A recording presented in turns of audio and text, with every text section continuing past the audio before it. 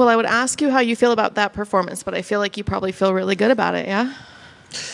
Yeah, I mean, I'll go back and watch it and hate 10 things about it probably because that's how I do things. But when I was in there, I felt pretty good. I wanted to establish my jab. I knew he'd throw those calf kicks, so I wanted to circle right to avoid them and answer them with right hands and front kicks. So yeah, I mean, obviously, I'm happy to get a first round finish. So I think I've been in this game long enough to know that, and that's what someone was asking me the other day. Like, you know, people think you're happy about a first round finish because you get a first round finish, but what you're really happy about is that you're not beat up. You know, because I've had those 16-hour flights from Brazil where I couldn't walk and had to be in a wheelchair and had a 3-round war, and those suck. You know, so. Taking my family camping tomorrow, and I'm glad. My wife's probably happy that I can drive. So, did you anticipate? I mean, were you planning on that first round finish? Is that what you kind of thought might happen, or did you have to adjust things in there, or? Me and my team focused on winning every minute. You know, like win the minutes, and the finish will come. That's what Antonio Benuelos and me talked about over and over. Like win the minute, and that's kind of even in the gym. We've been focusing on that. Like win the minute, you know, and the finish will be there if you focus on the minute by minute, winning the minutes. It'll materialize. So I was hoping for a knockout, but I'll take a submission too. So and that arm triangle, man, I used to suck at those. So it's nice to start getting some finishes with arm triangles. Do you prefer the knockout just because you think it looks more interesting for the fans, or what's the reason for the knockout? I don't know. Maybe I'm happy. I like Brian, so maybe I'm happy I didn't knock him out. Yeah. But I guess that was in my head. Like that was what I was picturing. Was kind of like pulling back when I knew he was going to have to deal with my length, and eventually he have to charge forward, and just I kept thinking in my head like Conor McGregor, Jose Aldo-esque, like pop back when he charges forward and catch him with a straight punch coming in. For some reason that's what I kept thinking in my head was going to happen. But you know, you never know how a fight's going to go and how it's going to materialize. He kept shooting that guillotine, even along the cage. He was reaching for it, and he gave me his back several times as a result. And so yeah, I knew, you know, that arm triangle is something that was coming. I think I've hit 3 out of my last like 5 fights, so it's becoming a weapon. So I'm gonna keep going after those. I know you made some changes before this fight. Can you talk to me a little bit about those changes and why you made them? Yeah, I think one thing with me, you know, I've been fighting for 17 years, since 2008, I think. So, yeah, we're 16, 17 years, something like that. 19 years old, I'll be 37 this year, so I'm trying to do the math, but it's been a long time. But confidence has always been something I struggled with. Coming from small gyms, small teams, you always have that second guessing going on in your head, like, am I good enough? And then you get here and you see all these bright lights, and it's a little bit different than the regional scene, you know? And so for me, coming out to Vegas for about half this camp and just mixing it up with a lot of different bodies, both at Extreme Couture and at the PI, and then utilizing all the resources of the PI, you know, it's no surprise to me why you see so many guys moving out to Vegas to utilize those resources, because out of pocket it gets pretty pricey when you're paying for all those things, you know. So and the people of the PI they just go above and beyond for you. I mean, my nutritionist Dawn texted me this morning. She just flew to Manchester for next week, and she's still finding ways to text me and make sure I'm doing good, and strength and conditioning and the whole 9 yards. So, you know, you really feel like a professional athlete when you're here. And Eric Nixick at Extreme Couture, I'm super grateful for his help. But I can't, you know, just really coming out to Vegas was more about mixing it up with guys. You know, I got to mix it up with Patchy Mix and Aljamain Sterling and Cody Steele and all these high-level guys, sparring. I'm still kind of old school, so I believe in sparring, especially in lead-ups to fights. And Extreme Couture is known for it. So I think I got in 2 weeks. One of the 2 week times I was here, I got 24 rounds. You know, that's a lot of sparring, and I felt it. You know, but I think that was necessary for me to gain confidence. And I can't. You know, I do believe that helped me. But my team back home, who's with me day in and day out, you know, I can't sit here and say like, oh, coming out to Vegas is why I got the win tonight. Like my team back home, Castle Williams Antonio Benuelos, Justin Frazier, everybody at the pit, all of our guys coming up. I mean, we're a small team, but we're a tight team.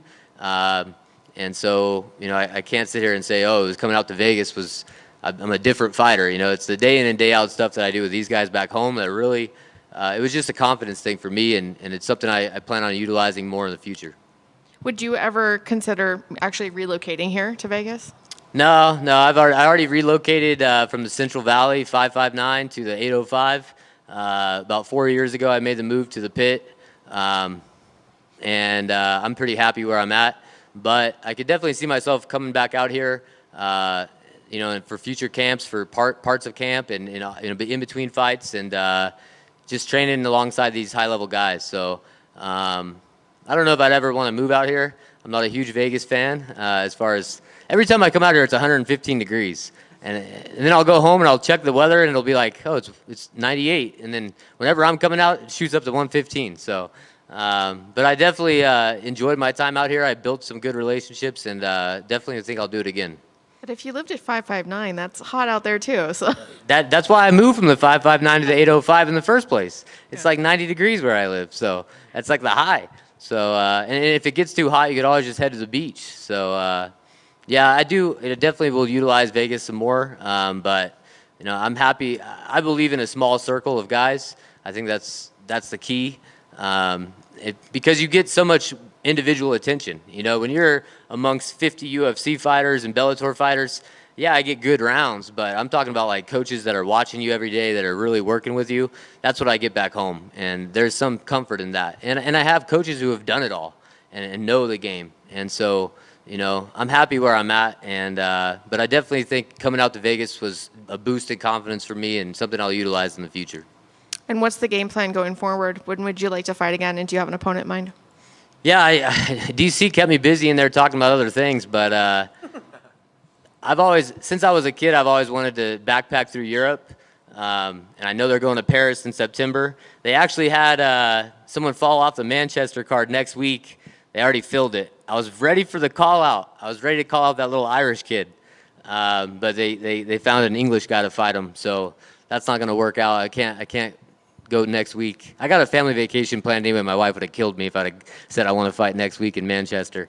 But Paris is coming up in September, and Taylor Lapilus is a guy I've been keeping my eye on. He's been making waves here in the UFC, doing really well. He just came off a big win over Cody Gibson. And yeah, I think, book me for that September. And then to book me for my flight home for like a month later. And then I'll take my wife and my kids, and we'll backpack through Europe. And I'm all about, giving my kids adventures. And those are the things you remember when you're older, is the adventures. It's not the toys you buy them or anything like that. It's the adventures you go on. And so in my mind, man, that would be awesome to go out to Paris and fight Taylor and then backpack through Europe afterwards. That's a dream come true right there. So that's what I'll shoot for. Thank you. Cody, so you were talking a little bit about, confidence and things like that. So you think a performance like this will pay dividends even for your next fight, just giving you that little extra confidence, just reminding you that obviously you belong here? Yeah, I think fighting's weird. So much of it's mental, and you kind of go on runs. You'll go on runs where you're getting 4, 5, 6 wins in a row, and hopefully this is the start of that for me. And I could build on it and grow in confidence and as a fighter. I know I'm a little bit older, but I'm still growing. I'm still learning every single day. I'm still a student of the game every day. I feel like I get, I know it's an overused phrase, but the idea of 1% better every day. What is one thing I can do get better at today? And that's my mentality every single day I wake up, is getting a little bit better every single day. So I don't think I've even reached my potential yet. And yeah, I definitely think, starting a little win streak here, getting a win here and building on it's going to help my confidence for sure. And I don't ask this question lightly, but do you think your job was on the line today? Is this something you were thinking about coming into this? Yeah, I think, I fought so hard to get back to the UFC, tooth and nail, and clawed my way back here. And so I didn't want to get back here and then just go 0-3 and flop back out, and then what did I do all that for? I want to stick around here for a few years and have some fun fights, have some more fight of the nights, some performance of the nights, and and I think tonight was the start of that. So yeah. Thank you for your time. Cody over here. I know you mentioned Taylor Lapilus. That would be a great scrap. But over the years, you fought many other tough names as well, like Aljamain Sterling, John Dodson, Ray Borg. In general, thinking long term, are there any specific fighters you'd love to just share the cage with one day? I mean, there's a lot of great fighters in the bantamweight division, you know. Anybody who's down for a scrap, you know, I like scrappy guys. I like guys who like to bite down on their mouthpiece and have fun out there. And, you know, man, I'm trying to think off the top of my head. Taylor's been on my mind just because I saw that Paris date in September. But there's plenty of guys out there that I love to scrap. And at the end of the day, like, you're just trying to test yourself, you know? Like, you're trying to see, you know, this is all going to end someday. And I think that the older I get and the longer I do this, I know that it's all fleeting. Like, you guys right here, all this attention is fleeting. And so I think I want to be able to hang my hat when it's all said and done and be like, this is where I stood. This is how high I was able to climb, whether that's number 1 or that's number 15 or number 12 or whatever it is, you know, like I just want to see where I, you know, meet my potential. And so, yeah, I mean, there's a lot of good guys out there, but yeah, man, just fun fights. You know, I like fighting guys that are fighters, you know, like that like to scrap in there and dig down deep and bite their mouthpiece and get after it. And so I felt like they matched me up well here with Brian. He's the kind of guy who likes to bring it and bring the action. So keep them coming. For sure. And you mentioned how great the experience out here at Extreme Couture was, but for you, in your case, as a bantamweight fighter, what was the best part about training with two champions like Aljamain Sterling and Patchy Mix, who held belts in the 135 division? Yeah, you know, I mean, me and Aljamain have been staying in contact ever since we fought over a decade ago. He came out to California soon after we fought and trained with me for a couple of weeks and kind of traveled up and down the state with me. And he's just, I mean, I got a text from him right now congratulating me, you know. So the fact that watching him and seeing what he's done, you know, and it's definitely a confidence booster when you're mixing it up with those guys. And even if I'm not winning every one of those exchanges, if I'm just I'm hanging in there, you know. They're not whooping my ass, so, you know, I mean, if they can't whoop my ass easily, like, you know, I could beat anybody. So it's definitely a confidence booster to mix it up with those high-level guys. And speaking of that in Extreme Couture, I believe you were here when Dan Ige took the fight on 4 hours notice. I guess what was your reaction seeing that, and did you share any moments with Dan Ige in the gym here? Yeah, it was crazy because we had just drilled together on that Tuesday, and then he fought, and then I actually left town, I think, that Thursday to go back home and finish camp. And then it was crazy to see him in the cage that Saturday. Like, I don't think he was thinking when we were drilling on Tuesday, I'm going to be fighting this Saturday. But Dan's a guy who, I like guys who aren't loud and obnoxious, you know, like guys who just keep their head down, work hard. And Dan is the epitome of that kind of guy. You know, he's not loud and obnoxious. He's very, like, matter of fact, and he's there for, you know, to work. And just being able to watch him over the course of the time I was here and seeing him and then seeing him get that opportunity was really cool, and wish him all the best. And fellow Tough alum Kurt Alba is also on this card. Have you guys had a chance to talk at all during this fight week here in town, or how'd that go? Yeah, what's funny is me and Kurt have been on the same card 3 times in a row now, and so every time I'm fighting him, Kurt's here, his wife's here, his coaches are here, and so we've become friends, you know, even closer friends. My wife and his wife are actually friends, so it's pretty cool to see him, and I'm wishing him luck tonight. And last one from me. Obviously, a lot of people were surprised to learn your story about being a history teacher as well. So are you still doing that going into this next school year? And if so, I mean, how's the balance like? Yeah, I don't know. You know, got to sit down with my wife, and we'll see if maybe if I score the bonus, I got a little more leverage to take the next couple, you know, take a sabbatical from teaching. But we'll see how it all pans out. But I would like to, I think you do see a difference when I'm able to focus solely on training. The Brad Katona fight last summer in Boston, spent that 12 weeks training for that fight. And then the last fight I had, it was Miles Johns. I was trying to balance it all. You know, I was trying to teach, trying to be a father, trying to be a fighter. And I think my performance suffered as a result of it. You know, it was obvious to me, like, I didn't look as good. I didn't feel as good, you know, in that fight. So this fight, I was able to focus on training again because of where it lined up with the summer. And I would like to take a little leave from teaching and really give it my all this last few years I got. But it's a conversation I got to have with my wife and see if we can make it work financially. But if we can, that's kind of where my head's at, yeah.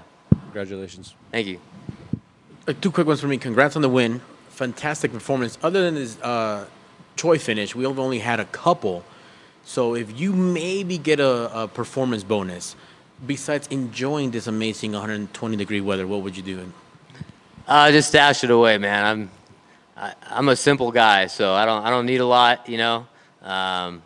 Stash it away, man. I live in California. It's an expensive place to be. I like to buy a house someday, so see if real estate ever changes and it's possible. But yeah, man, I'm invested in something and stash it away. And yeah, I don't need a lot to be, you know, all I do is train and be a dad, so I don't really do much else. So put it away and hope for a payout later down the road. That's awesome, man. Professional fighter and a father doesn't get better than that. A silly question: How old are the kiddos, and do they get to see the fights with you, or have one of the coolest dads on the planet be like, "Dude, my dad's a UFC fighter"? My oldest is Ella. She's 8, and then Margot's 4, and then I got a 3-month-old son, Hank. And yeah, they watched it back home this time. I wasn't gonna tell my wife to get on a plane with 3 kids by herself. They came out actually when I was out here training and did a little vacationing, spent a week. So that's what worked out better for us this time. But I would like them to be able to be at a live fight. They've never done it. Yeah, maybe the next one they're able to come out and see it live, because that's something I definitely want to have happen in my life. Man, I can't wait. Put that on the bucket list. I hope it does happen. Congrats on a fantastic performance. Thank you. Thank you, guys.